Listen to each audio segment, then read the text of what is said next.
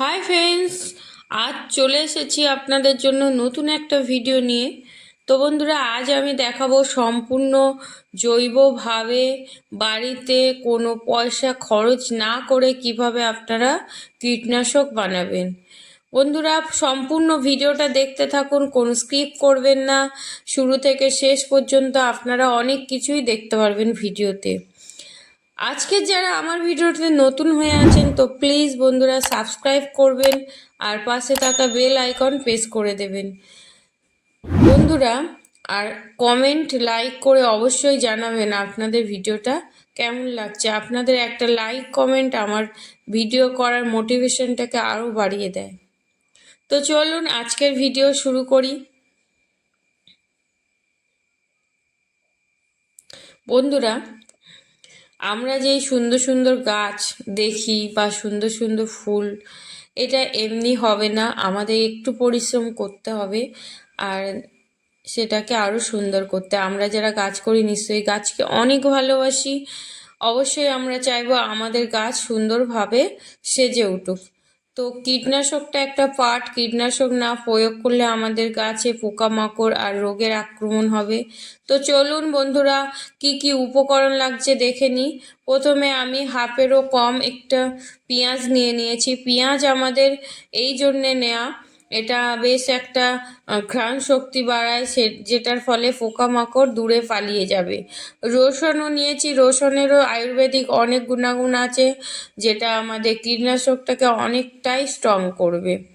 আর নিয়েছি 5খানা লঙ্কা, কাঁচা লঙ্কা।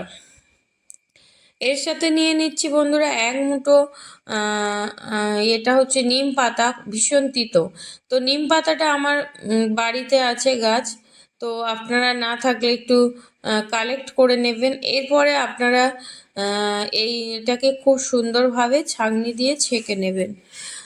ছাঁকনি দিয়ে ছেঁকার এটাই কারণ, না হলে এটা আপনারা স্প্রে বোতলে রেখে স্প্রে করতে পারবেন না, স্প্রে বোতল আটকে যাবে।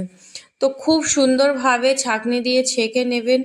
আমি ছাঁকনি দিয়ে ছেঁকে নেওয়ার পরে এখানে 1 চামচ, পুরো টেবিল চামচে 1 চামচ হলুদ নিয়েছি, নিয়ে আবার এটাকে মিক্সড করে আরেকবার ছেঁকে নিয়েছি। তো আমার কাছে এতটা হয়েছে। তো বন্ধুরা দেখুন, এখানে আমার অবশিষ্ট ছাঁকনিতে যেটা আটকে গেছে, তো দেখুন কালারটা কত সুন্দর হয়েছে। খুবই এটা হেলদি একটা কীটনাশক হয়েছে। হেলদি এই জন্য, এখানে যতগুলো উপাদান মিশানো হয়েছে সবই জৈবভাবে, আর গাছের এটা ক্ষতি করবে না। গাছের যেমন পোকামাকড় দূর করবে, গাছকে অনেক টনিকের কাজ করবে। এটা গাছের পাতা, গাছের কাণ্ডকে হেলদি করবে। তো বন্ধুরা দেখুন, এইটাকে আমি এবার একটা স্পেয়ার বোতলে ভালো করে ঢেলে নিচ্ছি, নিয়ে এর যতটা আমার কীটনাশক বানিয়েছি, এই কীটনাশকের 3 গুণেরও বেশি আমি এখানে প্লেন সাদা ওয়াটার প্রয়োগ করব। অবশ্যই আপনারা এই কাজটা করবেন, ডাইরেক্ট এটা স্প্রে করবেন না। এটা যতটা আপনারা নেবেন তার 3 গুণেরও বেশি একটু ভালোভাবে জল দিয়ে ফাটিয়ে নেবেন। তো আমি জল নিয়ে এবারে স্পেয়ারে এরকমই একটা আলাদা করে, এই স্পেয়ারগুলো আপনারা যেখানে গাছ বিক্রি হয় পেয়ে যাবেন। তো আলাদা করে এটা কিনে আপনারা যে কোনো জলের বোতলের সাথে অ্যাডজাস্ট করতে পারবেন।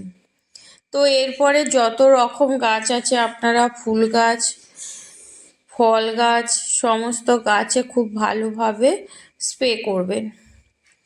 আর বেগুন গাছ, এই ধরনের গাছের কিন্তু আপনারা ভালোভাবে স্প্রে করবেন। এখন আমি দেখাই এই লেবু গাছটা। দেখুন, লেবু গাছটা নভেম্বর ডিসেম্বর মাসে একটু ডরমেন্সি পিরিয়ড থাকে, এই সময় গাছের পাতা কুঁচকে যায়। তো অবশ্যই এদের খেয়াল রাখতেই হবে। এটা আমার একদম বাচ্চা একটা গাছ, 2 মাস বয়স বা 3 মাস বয়স। এটা আমি কাটিং থেকে করেছি বন্ধুরা। দেখুন খুব সুন্দর গ্রোথও হয়েছে।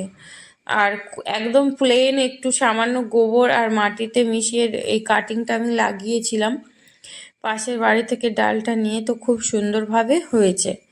এবার দেখুন, এখন জবা গাছ তো অবশ্যই আপনারা স্প্রে করবেন, না হলে জবা গাছে মিলিবাগের আক্রমণ হয়, তারপর জাপ পোকার আক্রমণ হয়। তো জবা গাছে আপনারা খুব ভালোভাবে ডগাগুলোতে স্প্রে করবেন। এবার দেখুন, বেগুন গাছে স্প্রে করছি, কিন্তু বেগুন গাছের পাতার নিচগুলো আপনারা অবশ্যই স্প্রে করবেন। আমার এখানে একটু এক হাতে প্রবলেম হচ্ছে, তো পরে আমি খুব ভালোভাবে করে নেব। তো আপনারা অবশ্যই পাতার নিচ পর্যন্ত করবেন। দেখুন ক্যাপসিকামগুলো, ক্যাপসিকাম গাছেও আমি স্প্রে করছি, এটা দূরে থেকে দেখাচ্ছি বন্ধুরা। এখানে দেখুন লঙ্কা গাছ, লঙ্কা গাছের তো আমাদের জানাই আছে যে লঙ্কা গাছেরই একটা রোগের আক্রমণ হয়, পাতা কুঁচকে যায়, গিয়ে লঙ্কা গাছের ফলন কমে যায়। তো এই জন্য আপনারা লঙ্কা গাছে 15 দিন অন্তরে এটা স্প্রে করবেন। যে কোনো গাছে আপনারা 15 দিন অন্তর স্প্রে করতে পারেন। আর লাউ গাছেও করছি, সমস্ত গাছে করা দরকার, কোনো না কোনো পোকা অসুখের আক্রমণ হয়। তো দেখুন লাউ গাছেও স্প্রে করছি। তো আমার লাউ এখানে পড়ে গেছে বন্ধুরা, একদম কম, কয়েক মাসের মধ্যে এই গাছটা আমার 1 থেকে 1.5 মাসের বয়স হবে। তো এই গাছ আমার লাউ দিয়ে দিয়েছে, আর একদম জৈবিকভাবে আমি এদের সবগুলোকে ট্রিটমেন্ট করি।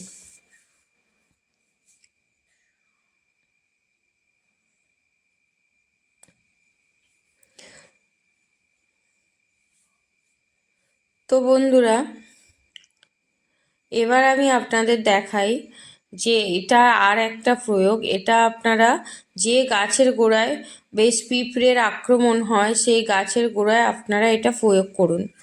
এটা প্রয়োগ করে দেখবেন, 2বার প্রয়োগ করার পরে পিঁপড়ের আর কোনো দেখতেই পারবে না, তার নাম নিশান থাকবে না। গাছের মাটির যে আক্রমণ করে পিঁপড়ে, তো আমার একটা গাছে এরকম পিঁপড়ের আক্রমণ হয়েছে, আমি এটাকে দেখাই। দেখুন, এই যে পিঁপড়ের মাটি তুলে তুলে দেখুন একটা ঝুড়ি ঝুড়ি সাদা সাদা মাটি করেছে। এই পিঁপড়ের আক্রমণে গাছের একটু তো ক্ষতি হয়, আনহেলদি হয়ে যায়। আমার এই গাছটায় বেশ ফুলে ভরে থাকতো, তো গাছের এখন ফুল তেমন হয় না। তো আপনারা এইভাবে এই কীটনাশকটা গাছের গোড়ায় স্প্রে করুন। আর সব কিছুই বারবার বলছি, এগুলো খুবই হেলদি হবে, এগুলো গাছের আরও পুষ্টিও বাড়াবে, গাছের উপকারে আসবে। তো বন্ধুরা, আজকের মতো এইটুকুই। দেখুন দেখুন একটা পিঁপড়ে দেখা যাচ্ছে, পালিয়ে যাচ্ছে, আর দেখুন যেতে পারলো না, মনে হচ্ছে এ আর যেতে পারবে না। তো দেখুন জলটা প্রয়োগ করার সাথে সাথেই আপনারা পিঁপড়েটা মনে হয় মারা গেছে। তো দেখুন তাহলে কতটা রেজাল্ট। নিশ্চয়ই এর গোড়ার পিঁপড়েগুলো একদম একদম মানে খারাপ মারা যাবে।